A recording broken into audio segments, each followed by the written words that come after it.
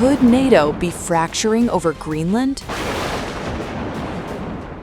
Italy has just said no to sending troops to Greenland after Poland already rejected the idea, and tensions in the Arctic are rising, with Russia, China, and even US interests in the mix.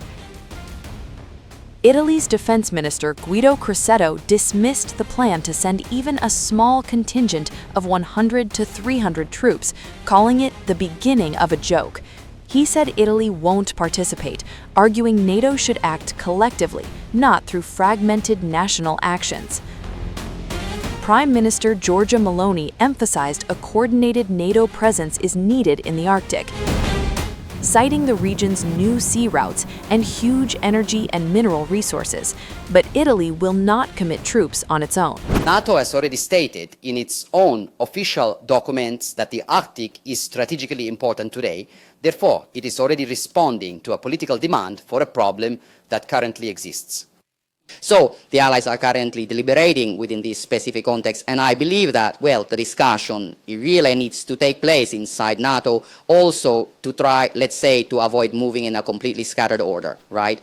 That is to give a sense to what is currently being done. So let me reiterate what I personally think. I truly believe that this serves as a method to more strongly highlight an existing issue, because setting aside what the treaties stipulate, Galuso, let's be completely honest, in these past few years, perhaps there has been a significant underestimation. Wouldn't you agree? The strategic importance of an area that, with the melting of the ice, is becoming particularly significant, isn't that right? So I believe that this particular issue serves to highlight the need for us to, as one would say in common parlance, to step up. Wouldn't you agree that we must, and I for one, consider it an extremely difficult prospect, a ground, let's say, military intervention concerning the matter of Greenland. I firmly believe that this entire question is political, and I am confident it will be resolved through political means.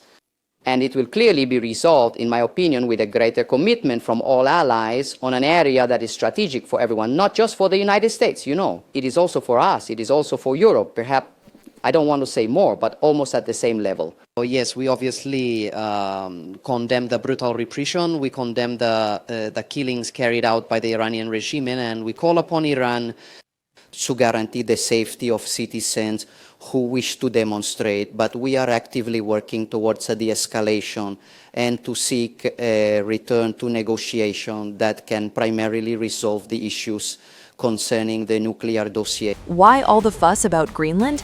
It's a Danish territory and NATO ally, but US President Trump showed interest in acquiring or influencing it. Right now, we are going to do something on Greenland, whether they like it or not. The Arctic is now a hotspot due to Russia's military buildup, China's push to become a near-Arctic state, strategic shipping lanes, and resource access. Poland already refused to send troops, with Prime Minister Donald Tusk warning that an attack by one NATO country on another would be the end of the world as we know it.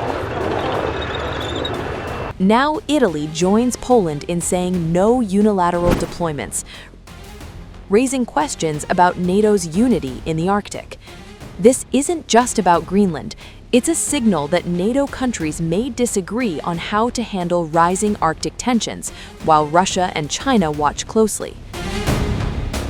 The region is no longer remote. It's now a potential flashpoint for global powers, and NATO's cohesion is being tested. Italy and Poland's refusals spark a critical question. If NATO allies can't agree on Greenland, can they really respond together to the next Arctic crisis?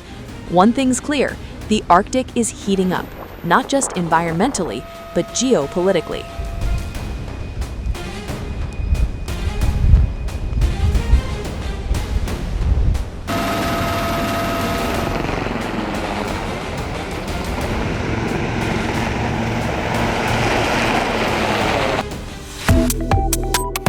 Subscribe to One India and never miss an update. Download the One India app now.